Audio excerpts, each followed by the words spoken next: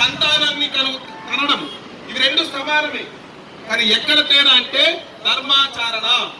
ధర్మాచరణ మర్చిపోయినప్పుడు మనం కూడా పశువుల కంటే కూడా ఎక్కువేం కాదు. ఇక్కడ మనం గుర్తుంచుకోవాలి, ఈ పుట్టుక నా కోసము, నేను ఈ దేశం కోసం అనే విషయం మనం మర్చిపోకూడదు. కాబట్టి దేశం బాగుంటానే, ధర్మం బాగుంటానే మనము బాగుంటాం.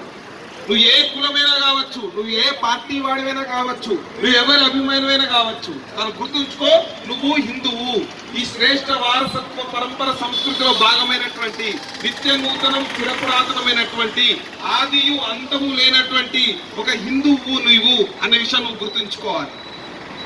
అది గుర్తుంచుకోనంత కాలము మనము మళ్ళీ స్వాతంత్రాన్ని పొందాము, విదేశీయుల పాలకులను ఓడించాము, మొగలాయలని బ్రిటిషర్లు తరిమేశాము. కానీ మానసిక భావన ఇప్పటికీ మన మనస్సుల్లో ఉంది. మన శరీరం భారతీయుల్లా, మన ఆలోచన పాశ్చాత్యుల్లా ఉన్న కారణంగా ఇప్పట్లో చాలా మంది కూడా పార్టీలకు, వ్యక్తులకు, లేకపోతే కులాలకు బానిసలై బతుకుతున్నారు. ఇక్కడ గుర్తుంచుకోవాలి, గడపలోనే కులం, నీ గడప లోపలే నీకు బయటకు వస్తే నువ్వు హిందువి. ఈ దేశంలో కాశ్మీర్ నుంచి కన్యాకుమారి వరకు, అటక్ నుంచి కటక్ వరకు ఎటువంటి ప్రమాదం ఎదురైనా అది నా సొంత ప్రమాదంగా భావించగలగాలి.